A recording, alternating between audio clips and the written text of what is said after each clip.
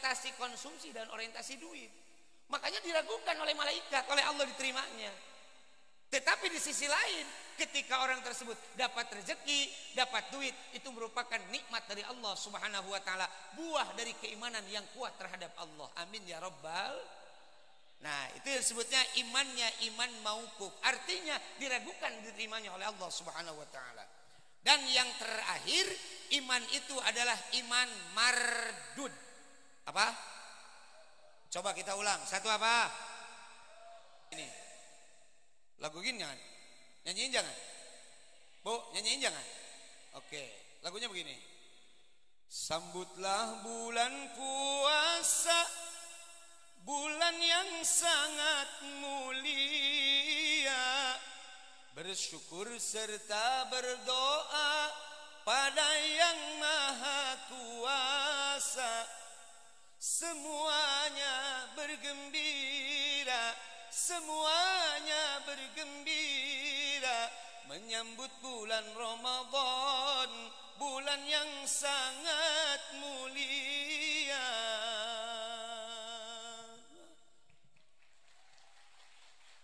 Kok pakai tepuk tangan kayak burung merpati aja nih? Ya, itu kan ditulisnya begitu. Sambutlah bulan suci Ramadan. Bagaimana caranya? Wa khudhiz zada kamilan fa innas safara ba'idun.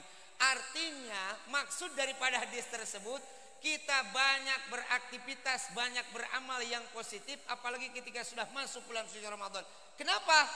Ini akan Allah lipat gandakan kebaikan-kebaikan di bulan suci Ramadan.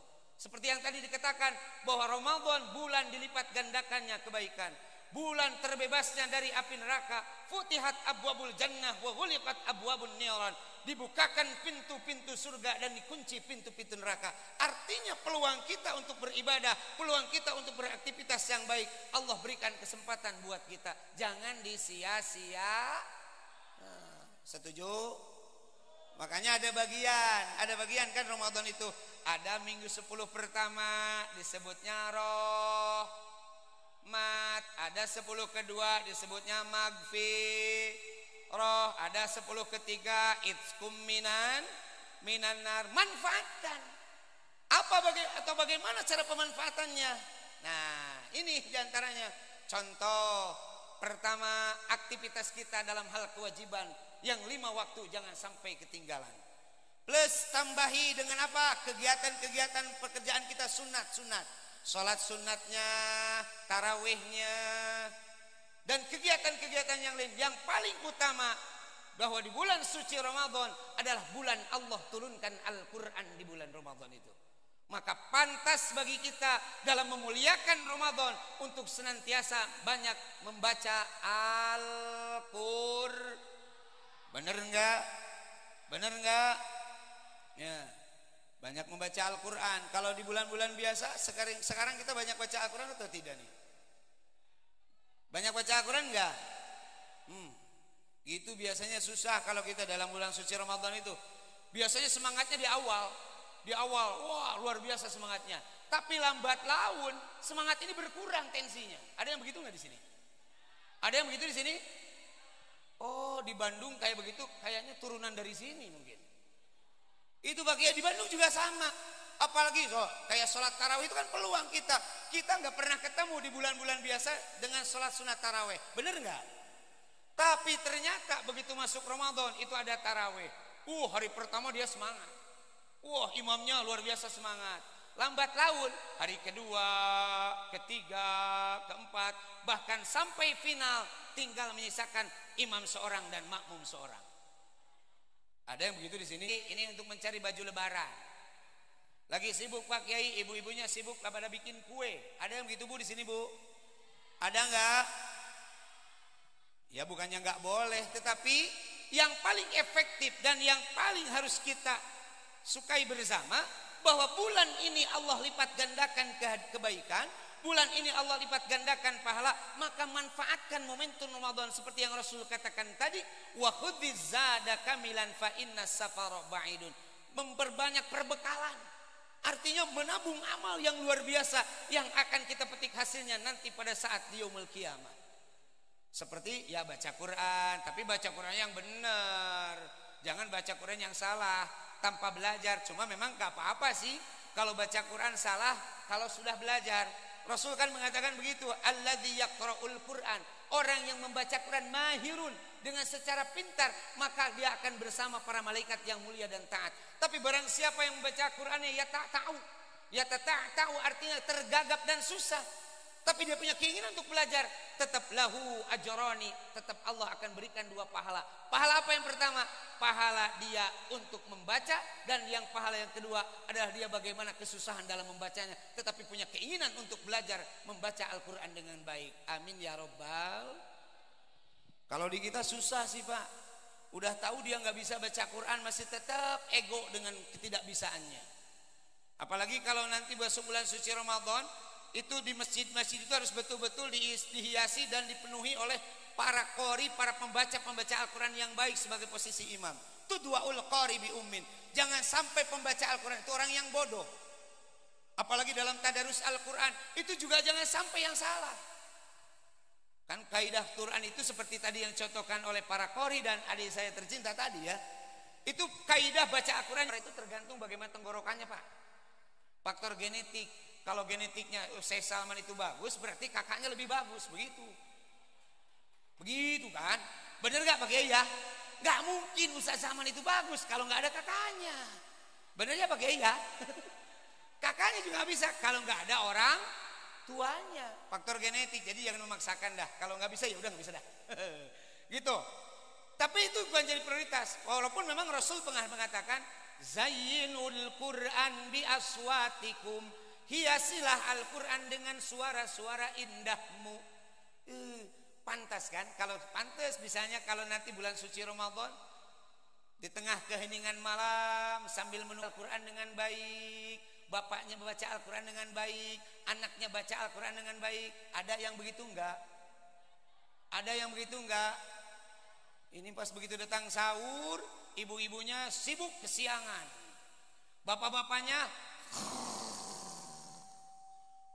bukannya bangun, dia malah tertidur pulas dan sebagainya. Makanya susah kita kategorinya untuk menyambut bahkan membahagiakan, bahagia akan kedatangan bulan suci Ramadan, bukan diisi dengan aktivitas malas, justru diisi dengan bagaimana kita menabung amal yang luar biasa. Ada dalam kitab Fadhailus Syuhur Pak. Fadhailus Syuhur ini kebetulan kitab karangan Kiai Jawa Barat Pak Kiai. Namanya Abah Gawas. Ini tokoh Torekat Qadiriyah Naksabandiyah di Jawa Barat. Dulu saya pernah dikasih kitab namanya Fadhailus Syuhur. Fadilah-fadilah atau keutamaan-keutamaan bulan. Dia mengakronimkan makna dari Ramadan Pak Kiai. Ramadan kata beliau, roknya itu ridwanullah, mimnya muraqabatullah, do-nya dhalatul mu'minin, idnah alifnya idnullah, dan nunnya nasyitun katanya. Artinya yang harus kita gawahi bersama huruf terakhir dari Ramadan itu sendiri. Ada kata, ada huruf nun. Artinya nun itu betul-betul kita harus rajin dalam mengisi bulan suci Ramadan. Jadi awas ketika datang Ramadan kita malah sibuk-sibuk dengan banyak tidur. Pan Pak Kiai, tidurnya orang yang berpuasa itu ibadah. Bukan ibadah tapi malas intinya. Benar enggak Pak? Benar enggak? Oh katanya tidur orang yang berpuasa itu ibadah. Ibadah dibandingkan dengan sholat, ibadah mana? Tidur dengan sholat. Kira-kira kalau tidur baca Quran dengan baca Quran dengan sholat, ibadah mana? Pasti ibadah baca Quran dan sholat sun. Saya lebih berprinsip bahwa orang yang suka tidur di bulan Ramadan intinya orang yang malas, orang yang kedul kalau bahasa Sunda itu. Tahu kedul nggak? Ya kedul itu malas. Tahu malas? Ya malas itu kedul. Tahu kedul? Ya malas. Jadi tidak benar kalau di bulan suci Ramadan kita bermalas-malasan, karena bahasanya nasyitun. Makanya Rasul mengatakan tadi, yuk isi aktivitas dengan beramal yang baik. Salah satunya dengan banyak membaca Al-Qur'an. Kenapa? Syahrul Ramadan alladzi unzila fihi Al-Qur'an.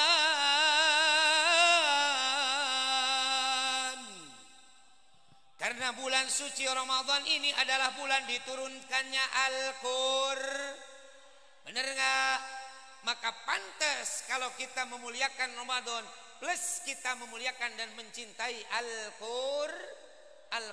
Makanya Rasul pernah mengatakan, Iqra'ul Qur'an fa innahu ya'ti yaumal qiyamah syafi'an li ashabi. Bacalah Al-Quran karena Al-Quran akan datang kepadamu memberikan syafaat bagi orang-orang yang senantiasa bersahabat dengan Al-Quran. Cuma kita yang belum mampu harus bisa banyak belajar Al-Quran. Jangan mengejar suaranya aja. Kalau di Bandung sekarang lagi krisis, lebih mengedepankan suara daripada tajwidnya. Tajwidnya kan harus benar. Dari mulai makhorijul huruf, terus ahkamul mad wal qasrnya, hukum panjang dan pendeknya, hukum sifat hurufnya, ahkamul waqfi wal ibtida'nya, bagaimana kita hukum berhenti dan memulai dalam bacaan Al-Quran. Itu harus sesuai. Kalau itu sudah bagus, baru kita kejar suara indahnya dalam Al-Quran. Karena kata Rasul, zayyinul Quran bi aswatikum, hiasilah Al-Quran dengan suara indahmu. Dulu pernah, artinya menabung amal yang luar biasa yang akan kita petik hasilnya nanti pada saat di yaumul qiyamah. Seperti ya baca Quran, tapi baca Quran yang benar. Jangan baca Quran yang salah tanpa belajar. Cuma memang gak apa-apa sih kalau baca Quran salah kalau sudah belajar. Rasul kan mengatakan begitu, alladzi yaqra'ul Quran. Orang yang membaca Quran mahirun, dengan secara pintar, maka dia akan bersama para malaikat yang mulia dan taat. Tapi barang siapa yang membaca Qurannya ya tak tahu artinya tergagap dan susah, tapi dia punya keinginan untuk belajar, tetap lahu ajrani, tetap Allah akan berikan 2 pahala. Pahala apa yang pertama? Pahala dia untuk membaca, dan yang pahala yang kedua adalah dia bagaimana kesusahan dalam membacanya, tetapi punya keinginan untuk belajar membaca Al-Quran dengan baik. Amin ya robbal.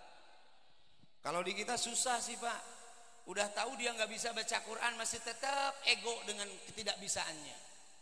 Apalagi kalau nanti masuk bulan suci Ramadan, itu di masjid-masjid itu harus betul-betul dihiasi dan dipenuhi oleh para qori, para pembaca Al-Quran yang baik sebagai posisi imam.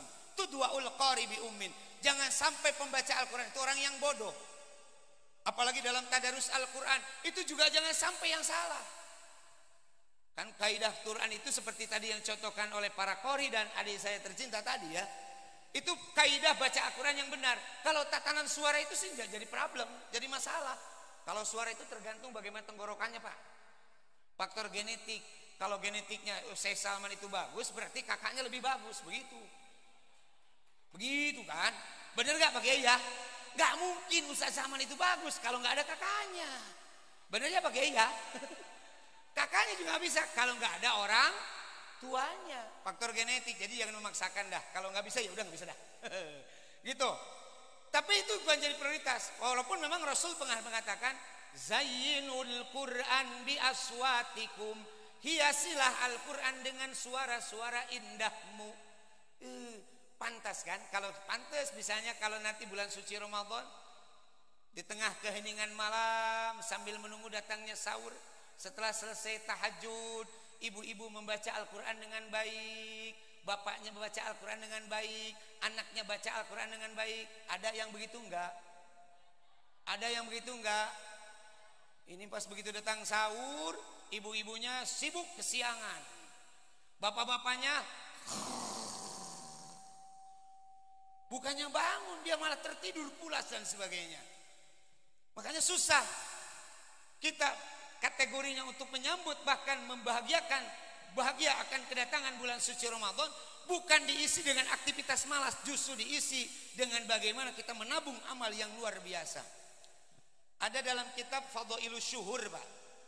Fadhailus Syuhur ini kebetulan kitab karangan Kiai Jawa Barat Pak Kiai. Namanya Abah Gawas. Ini tokoh Tarekat Qadiriyah Naksabandiyah di Jawa Barat. Dulu saya pernah dikasih kitab namanya Fadhailus Syuhur. Fadilah-fadilah atau keutamaan-keutamaan bulan. Dia mengakronimkan makna dari Ramadan Pak Kiai. Ramadan kata beliau, roknya itu ridwanullah, mimnya muraqabatullah, do-nya dhalatul mu'minin, idna alifnya idnullah, dan nunnya nasyitun katanya. Artinya yang harus kita gawahi bersama huruf terakhir dari Ramadan itu sendiri. Ada kata, ada huruf nun. Artinya nun itu betul-betul kita harus rajin dalam mengisi bulan suci Ramadan. Jadi awas ketika datang Ramadan kita malah sibuk-sibuk dengan banyak tidur. Pak Kiai, tidurnya orang yang berpuasa itu ibadah. Bukan ibadah tapi malas intinya. Benar enggak Pak? Benar enggak? Oh katanya tidur orang yang berpuasa itu ibadah. Ibadah dibandingkan dengan sholat, ibadah mana? Tidur dengan sholat. Kira-kira. Kalau tidur baca Quran dengan baca Quran dengan sholat, ibadah mana? Pasti ibadah baca Quran dan sholat Saya lebih berprinsip bahwa orang yang suka tidur di bulan Ramadan intinya orang yang malas, orang yang kedul kalau bahasa Sunda itu. Tahu kedul? Tahu kedul enggak? Ya kedul itu malas. Tahu malas? Ya malas itu kedul. Tahu kedul? Ya malas. Jadi tidak benar kalau di bulan suci Ramadan kita bermalas-malasan. Karena bahasanya nasyitun. Makanya Rasul mengatakan tadi, yuk isi aktivitas dengan beramal yang baik. Salah satunya dengan banyak membaca Al-Qur'an. Kenapa? Syahrul Ramadan alladzi unzila fihi Al-Qur'an.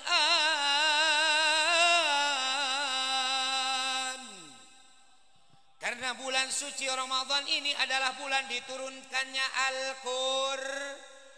Benar enggak? Maka pantas kalau kita memuliakan Ramadan plus kita memuliakan dan mencintai Al-Qur'an. Makanya Rasul pernah mengatakan, Iqra'ul Qur'an fa innahu ya'ti yaumal qiyamah syafi'an li ashabi. Bacalah Al-Qur'an karena Al-Qur'an akan datang kepadamu memberikan syafaat bagi orang-orang yang senantiasa bersahabat dengan Al-Qur'an. Cuma kita yang belum mampu harus bisa banyak belajar Al-Qur'an. Jangan mengejar suaranya aja. Kalau di Bandung sekarang lagi krisis, lebih mengedepankan suara daripada tajwidnya. Tajwidnya kan harus benar. Dari mulai makhorijul huruf, terus ahkamul mad wal qasrnya, hukum panjang dan pendeknya, hukum sifat hurufnya, ahkamul waqfi wal ibtida'nya, bagaimana kita hukum berhenti dan memulai dalam bacaan Al-Qur'an. Itu harus sesuai. Kalau itu sudah bagus, baru kita kejar suara indahnya dalam Al-Qur'an. Karena kata Rasul, zayyinul Qur'an bi aswatikum, hiasilah Al-Qur'an dengan suara indahmu. Dulu pernah Pak Kiai ya, sempat jadi trending topik di Indonesia. Ketika ada seorang qori membaca Al-Qur'an dengan lagam Jawa Pak Kiai ya. Pernah ya? Pernah dengar gak?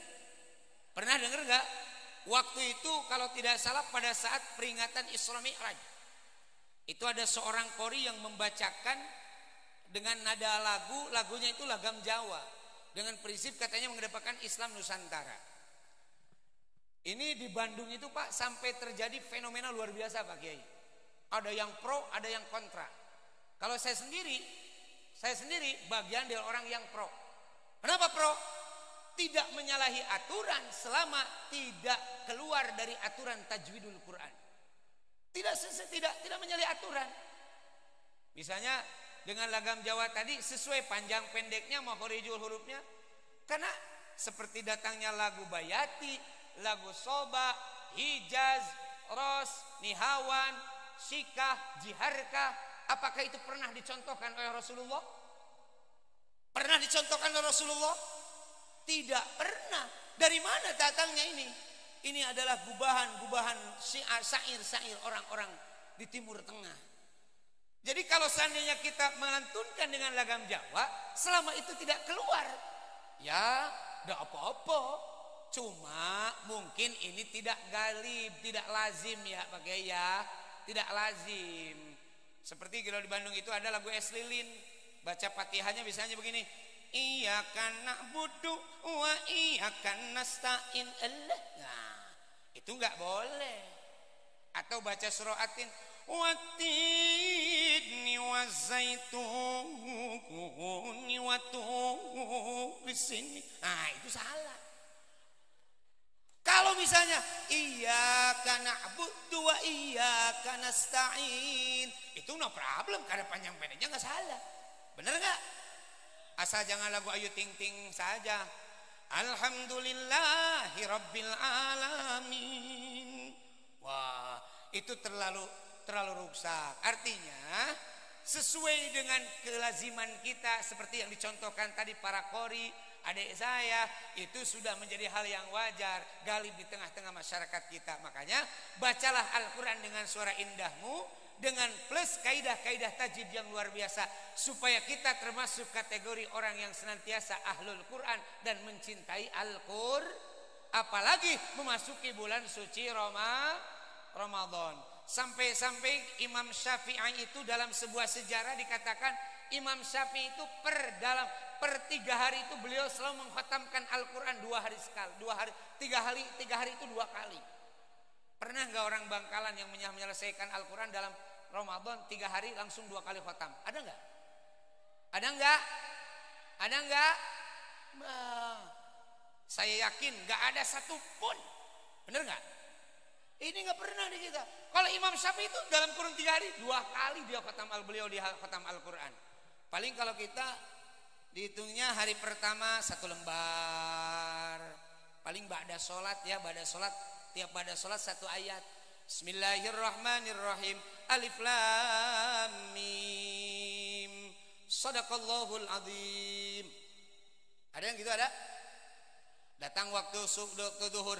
Bismillahirrahmanirrahim. Dzalikal kitabu la raiba fihi hudan lil muttaqin. Shadaqallahul azim.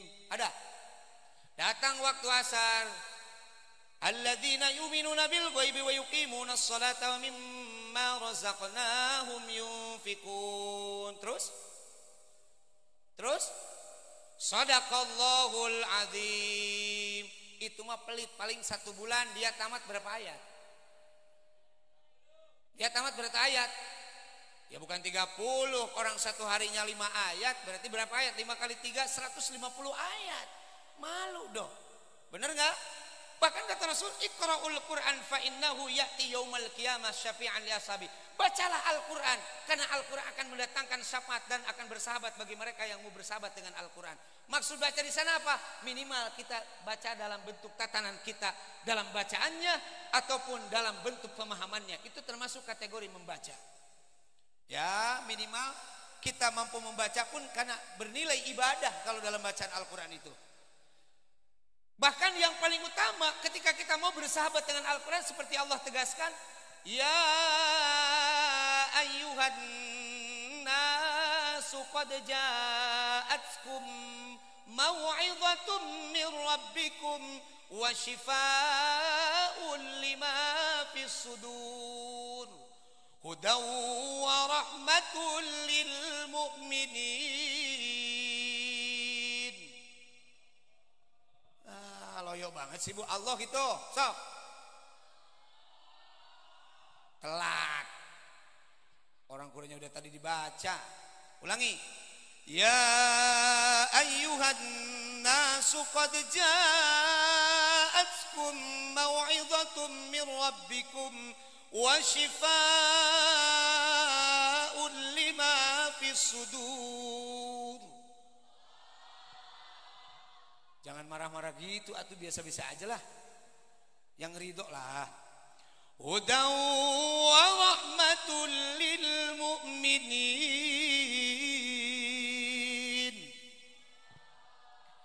Ini ayat diawali dengan kata ya ayyuhan nas.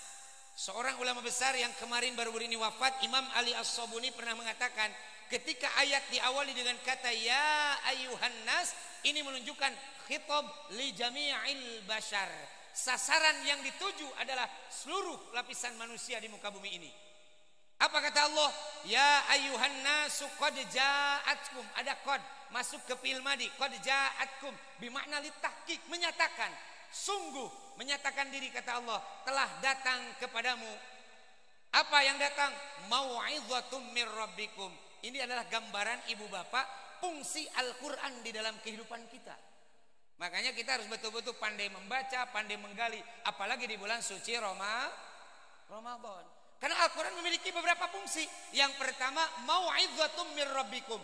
Al-Quran adalah sebagai pelajaran dari Tuhan kita, yaitu Allah Subhanahu wa ta'ala. Yang kedua, wasyifa'ul lima fis sudur. Fungsi Al-Quran adalah obat penerang bagi hati kita. Bener nggak? Ibu dapat kesusahan, bacalah Al-Quran. Ibu banyak hutang, masa baca Quran ya bayar dong. Ibu banyak kebingungan, baca Quran. Anak bandel, baca Quran.